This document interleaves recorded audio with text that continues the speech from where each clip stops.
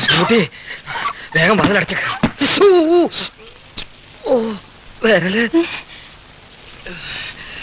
കുറച്ചു നേരത്തേക്ക് വിഷ്ണു ഇങ്ങോട്ട് വരാതിരിക്കാനുള്ള ഏർപ്പാടുകളൊക്കെ ഞാൻ ചെയ്തിട്ടുണ്ട്. ചേച്ചി കാര്യം പറ. അത് വേണ്ട, കൃഷ്ണൻകുട്ടി തന്നെ പറ. കുറുപ്പേട്ടൻ പറ. എന്താ എന്താ കാര്യം? അല്ലെങ്കിൽ വേണ്ട, പിന്നെ പറയാം. എന്നാലും ലതി ഇത് അറിഞ്ഞല്ലേ പറ്റൂ. വിവരം അറിയുമ്പോ കുട്ടി ബോധം കെടുവോ മറ്റോ ചെയ്താലോ? കുറച്ച് തണുത്ത വെള്ളമല്ലോ എടുത്തു വെച്ചേക്ക് പാർവതി. ഈശ്വര, എന്താ കാര്യം? അങ്ങനെ പേടിക്കാനൊന്നുമില്ല. അതെ, ചെറിയ തോതിലൊരു വഞ്ചന നടത്തിയാണ് വിഷ്ണുവിനെ കൊണ്ട് ഞങ്ങൾ ഈ കല്യാണത്തിന് സമ്മതിപ്പിച്ചത്. എല്ലാം നല്ലതിന് വേണ്ടിയാ. വിഷ്ണുവിന്റെ 7 കണ്ടീഷൻ ജോലി പെർമനന്റ് ആക്കാൻ വേണ്ടിയുള്ളതാണെന്നല്ലേ ഞങ്ങൾ പറഞ്ഞത്? അതെ. അത് ജോലിക്ക് വേണ്ടിയുള്ളതല്ല, കല്യാണത്തിന്റെ കണ്ടീഷൻസ്. കല്യാണത്തിനോ? അവന്റെ ഒരു കളി. ഞാൻ വിടൂ. അല്ല, നിങ്ങൾക്ക് പോകാൻ ധൃതി കാണുമല്ലേ? ഏയ്, ഒരു ധൃതിയുമില്ല. എന്നും കുട്ടികൾ ഉറങ്ങി കഴിഞ്ഞിട്ടേ ഞാൻ വീട്ടിലെത്താറുള്ളൂ. എത്ര നാളായി വിഷ്ണു നമ്മൾ ഇങ്ങനെയൊക്കെ ഒന്ന് കണ്ടിട്ട്. നമുക്കൊന്ന് കൂടണ്ടേ? അതെ, ചീട്ടുണ്ടോ വിഷ്ണു? പ്ലേയിങ് കാർഡ്സ് ചീട്ടിരിപ്പില്ല. ഞാൻ വാങ്ങിക്കാന്ന്. നമ്മൾ ഒരുമിച്ചിരുന്ന് ചീട്ട് കളിച്ചിട്ട് കാലെത്രയാ? ഇന്ന് തുടങ്ങി. ഞാൻ കളി നിർത്തി. ഞങ്ങൾ അതിന് നിർത്തിയിട്ടില്ലല്ലോ. ഇല്ല, ഞാനതിന് കൂട്ടു നിൽക്കില്ല. എന്നെ പറഞ്ഞു പറ്റിച്ചിട്ട്. ലതിക ക്ഷമിക്കണം. ഒരുപാട് നന്മകൾ വരാനായി ഞങ്ങൾ ചെയ്ത ചെറിയൊരു തിന്മ മാത്രമാണ്. ലതികയുടെ വീട്ടിലെ കാര്യങ്ങൾ മറ്റാരെക്കാളും എനിക്ക് നന്നായിട്ട് അറിയാം. കണ്ടീഷൻസിന്റെ പേരിൽ ഒരു വിവാഹവും ശരിയാകാതിരുന്ന എന്റെ കൂട്ടുകാരന് ആദ്യമായി ഒരു കുട്ടിയെ ഇഷ്ടപ്പെട്ടു എന്നറിഞ്ഞപ്പോൾ എന്റെ മനസ്സിൽ തോന്നിയ ബുദ്ധിയായിരുന്നു ഇതെല്ലാം. ജോലിച്ചെന്തെന്ന് ഉറപ്പും കൂടി ആയപ്പോ എന്തായാലും ക്രൂരതയായത്. ഈശ്വര, ഞാനിനി എങ്ങനെ അദ്ദേഹത്തിന്റെ മുഖത്ത് നോക്കും?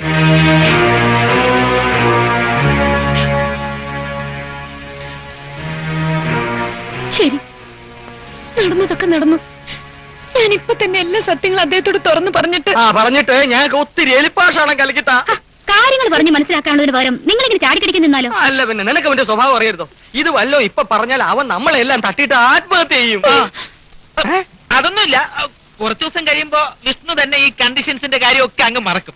അതുവരെ ലതിയെ എങ്ങനെയെങ്കിലും. ഞാൻ എങ്ങനെ? മോള് ധൈര്യമായിട്ടിരിക്കെ. എന്ത് പ്രശ്നം വന്നാലും അതിന്റെ എല്ലാ ഉത്തരവാദിത്തങ്ങളും ഞങ്ങൾ ഏറ്റെടുത്തോളാം. എല്ലാരും കൂടെ വാദം അടിച്ചിരുന്ന കാര്യം മറന്നു. തന്റെ ഫസ്റ്റ് നൈറ്റ് അല്ലേ എന്ന്. ഇപ്പോഴെങ്കിലും ഓർത്തല്ലോ. Thanks. Best of luck. Good night. Good night.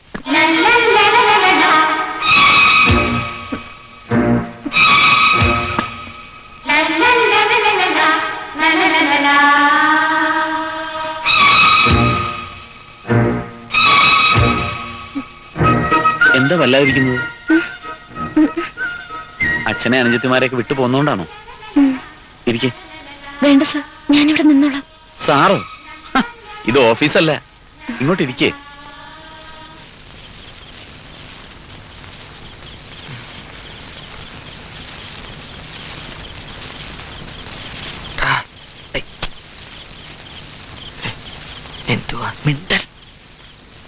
എന്തുവാടേ അവർ സംസാരിക്കുന്നേ?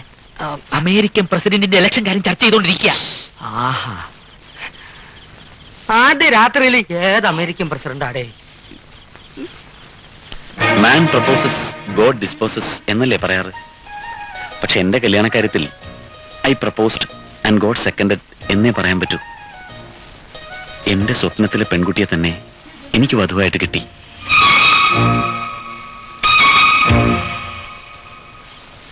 സ്വപ്നത്തിലെ പെൺകുട്ടിയെ കിട്ടിയെന്ന് നമ്മുടെ പ്ലാൻ സക്സസ്. അത് പറയാറായിട്ടില്ല. ഇപ്പോഴും ഒരു ഇടിയുടെ മണം ഇവിടെ കിടന്ന് കറങ്ങുന്നുണ്ട്. അതെന്റെ കൈകൊണ്ടായിരിക്കും. വെളച്ചിലെടുക്കല്ല. ചെറുപ്പം മുതലേ എനിക്ക് സംഗീതത്തിൽ വലിയ ഭ്രമമായിരുന്നു. അതുകൊണ്ടാണ് എന്റെ ശ്രീമതിക്ക് ശാസ്ത്രീയ സംഗീതം അറിഞ്ഞിരിക്കണമെന്ന് ഞാൻ നിർബന്ധം പിടിച്ചത്. ഇന്ന് നമ്മുടെ സ്വപ്നങ്ങളുടെ സാക്ഷാത്കാരത്തിന്റെ ദിനമാണ്. ജീവിതകാലം മുഴുവൻ ഓർമ്മിക്കേണ്ട ഒരു രാത്രി. ലതിക ഒരു പാട്ടുപാട്.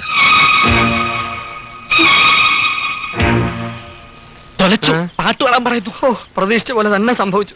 സക്സസ് ആണെന്ന് പറഞ്ഞിട്ട് അപ്പോഴേക്കും കരുതാക്കരുത്ത് വളച്ചില്ലേ? കൊണ്ടോ ഈശ്വര, ഫസ്റ്റ് നൈറ്റ് തന്നെ എല്ലാം ബെസ്റ്റ് ആയിട്ട് ചളവായി. എന്താ നാണോയിട്ടാ? പതിയെ പാടിയാ മതി, ആരും കേൾക്കൂല. പാട് പാട്. ഇനിയിപ്പോ എന്ത് ചെയ്യും? നീ വിളിയടേ. കുറിപ്പേട്ടൻ വിളിക്കാം. നീ വിളി. നമുക്ക് ഒരുമിച്ച് വിളിക്കാം. കള്ളൻ, കള്ളൻ, അയ്യോ, കള്ളൻ, കള്ളൻ, കള്ളൻ, അയ്യോ. ഞാൻ ചാടണോടാ.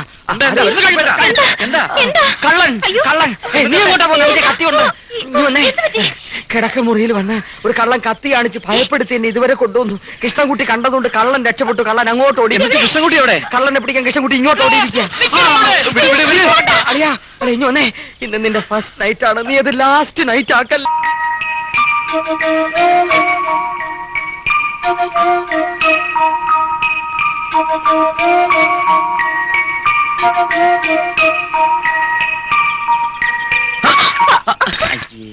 അയ്യോ അയ്യോ, സാരമില്ല. ഓടാൻ പോയില്ലേ? ഇല്ല. മുറി കാണാതായപ്പോ ഞാൻ വിചാരിച്ചു. അതെ, എനിക്ക് നോടാനൊരു മൂഡ് തോന്നുന്നില്ല. അയ്യേ, ആരെങ്കിലും കാണും. കണ്ടാലെന്താ, നമ്മൾ കള്ളത്തിലൊന്നും കാണിക്കുന്നില്ലല്ലോ. ഇതൊക്കെ എല്ലാ ഭാര്യാഭർത്താക്കന്മാരും ചെയ്യുന്നതാ. നീ വന്നേ, ഒരു കാര്യം പറയട്ടെ. നീ വിഷമിക്കാതെ, അവൻ ഇപ്പൊ വരും. ഇപ്പൊ സമയം എന്തായി? വലിയ കണ്ടീഷൻസും റൂളും ഒക്കെ പറഞ്ഞ ആളല്ലേ. ഇപ്പൊ രാവിലെയുള്ള ജോഗിങ് ഇല്ല, എക്സർസൈസ് ഇല്ല, യോഗാസനമില്ല, സമയനിഷ്ഠയില്ല. ഇക്കണക്കിന് പോയാൽ അവൻ പറഞ്ഞ കണ്ടീഷൻസ് അവൻ തന്നെ മറക്കുന്നുള്ളു തീർച്ചയാണ്. പിന്നെ പിന്നെ മറക്കും മറക്കും. അന്നേ കാക്ക പറന്നു മലക്കും. പറന്ന് മലക്കുമല്ലടി, മലന്ന് പറക്കും. അയ്യോ, ഒരു വിറ്റ് കേട്ടിട്ട് എന്താ ഉച്ച ചിരിക്കാത്തെ? ഓ പിന്നെ ഈ വളിപ്പൊക്കെ പറഞ്ഞ് തന്നെ തനങ്ങ് ചിരിച്ചാ മതി. വിളച്ചിലെടുക്കല കേട്ടോ. അല്ല പിന്നെ പെണ്ണുങ്ങൾക്കല്ലേ പെണ്ണുങ്ങളുടെ വിഷമം അറിയൂ. സത്യം പറഞ്ഞ ഈ കല്യാണം കഴിഞ്ഞ് അന്ന് തൊട്ട് എനിക്ക് വെപ്രാളവാ. അവന്റെ സ്വഭാവം എനിക്കല്ലേ അറിയൂ. നീ എന്തിനു വെപ്രാളപ്പെടണം? അങ്ങനെയാണ് നിന്നെ കെട്ടി അന്ന് മുതൽ ഞാൻ എന്തുമാത്രം വെപ്രാളപ്പെടണം? എടി കളിക്കല്ലേ? എന്നാ പിന്നെ ഇതെല്ലാം നിങ്ങളുടെ കൊലഷ്ടബുദ്ധിയാണെന്ന് ഞാൻ വിഷ്ണുവിനോട് തുറന്ന് പറയട്ടെ. എടി മഹാഭാബി, എടി എടി എടി എടി. എന്നിട്ട് വേണം അവൻ എന്നെ തല്ലിക്കൊന്ന് കാലെ തൂക്കി കാലിലെറിയാൻ. സ്വന്തം അളിയന്റെ കൈ കൊണ്ട് ചത്തവനെന്ന ദുഷ്പേരും കേട്ട് കേട്ട് ഞാൻ ഈ ലോകത്ത് എത്ര കാലം ജീവിച്ചിരിക്കുവടി. എന്റെ അഴീക്കോട് ഭഗവതി. വിഷ്ണു വന്നു. എന്തുവാടി? വിഷ്ണു വന്നു. എന്നോട് പറയരുതേ. ഞാൻ 1 മണിക്കൂർ ലേറ്റ് ആയി. ഒരു ചെറിയ പർച്ചേസിംഗ് നടത്തി കളയാന്ന് വിചാരിച്ചു. നന്നായി. എന്റെ സെലക്ഷൻസ് ഒക്കെ നിങ്ങൾക്ക് ഇഷ്ടപ്പെടുമെന്ന് അറിയില്ല. ഓ, സ്നേഹപൂർവ്വം തരുന്നതിൽ എന്ത് സെലക്ഷൻ നോക്കാനാ? ഒരു കർച്ചീഫ് ആയിരുന്നാലും മതി. ഇത് കുറുപ്പേട്ടനും ചേച്ചിക്കും ഉള്ളതാ. ലതിയെ, ഇതെല്ലാം എടുത്ത് മുറി കൊണ്ടുവന്ന് വെക്കേ. വന്നേ. ഇപ്പൊ എനിക്ക് ബോധ്യമായി, നിന്റെ അനിയൻ തന്നെ.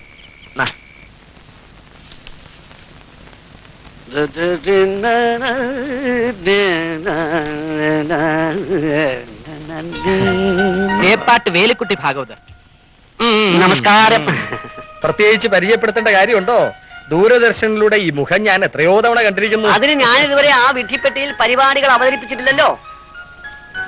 എങ്കിലും നമ്മൾ എവിടെയോ വെച്ച് കണ്ടിട്ടുണ്ട്. നല്ല മുഖപരിചയം. മാവേലി സ്റ്റോർ ക്യൂ നിൽക്കാൻ വരാറുണ്ടോ? കൃഷ്ണൻകുട്ടി, ഇങ്ങനെയുള്ള ചില മണ്ടത്തരങ്ങൾ പറഞ്ഞുകൊണ്ടിരിക്കുമെങ്കിലും കുറുപ്പേട്ട ആള് വളരെ ഡീസന്റാ. പാർവതി, ലതയെ വിളിച്ചോളൂ.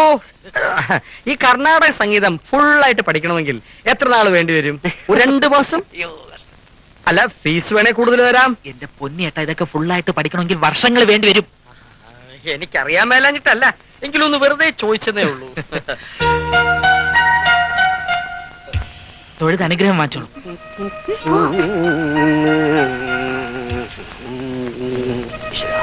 ഇരുന്നോളൂ.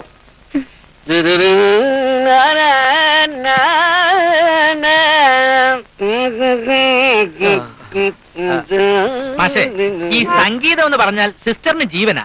പക്ഷെ ഇവര് സംഗീതം പഠിക്കുന്നത് ഇവരുടെ ഭർത്താവിന് ഇഷ്ടമുള്ള കാര്യമല്ല. അതുകൊണ്ട് ഒരു കാരണവശാലും ഇവരുടെ ഭർത്താവ് ഇത് അറിയാൻ ഇടവരരുത്. അറിഞ്ഞ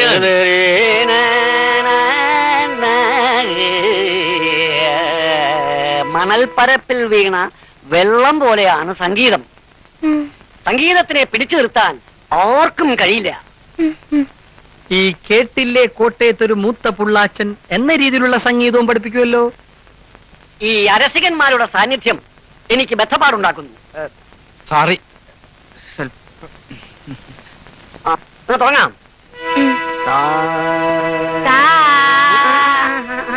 സാ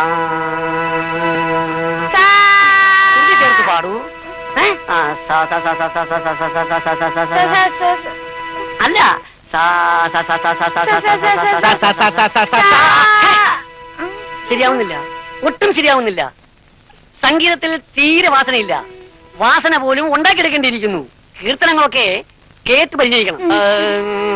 കൃഷ്ണ നീ ബേഗനേ ബാരോ, കൃഷ്ണ നീ ബേഗനേ ബാരോ. അയ്യോ, വന്നു. ആര്? കൃഷ്ണൻ അല്ല, വിഷ്ണു. എവരുടെ ഭർത്താവ്? ഓ ഹാർമോണിയം ഞാൻ കൊണ്ടുവയ്ക്കട്ടെ. ആഹാ ഇതെന്തോ ഒരു പാട്ടും ബഹളവും ഒക്കെ. ലതിക പാടിയതാ. ഒരു പുരുഷ ശബ്ദമാണല്ലോ ഞാൻ കേട്ടത്. ഞാനും സഹായിച്ചു. ആ അത് കൊള്ളാം. എന്നാ പിന്നെ ഞാനും കൂടെ കൂടാം. ഇന്ന് നമുക്കൊരു സംഗീത സായാഹ്നമാക്കി മാറ്റിക്കളയാം. ഇരിക്കില്ലതിയെ കുറുപ്പേറ്റം പാട്. അയ്യോ കുറുപ്പേട്ട കുറുപ്പേട്ട എന്തു പറ്റി കുറുപ്പേട്ട? നേരിടാനാവാത്ത പ്രതിസന്ധികൾ വരുമ്പോ എനിക്ക് പ്രഷർ കൂടും, ഷുഗർ കുറയും.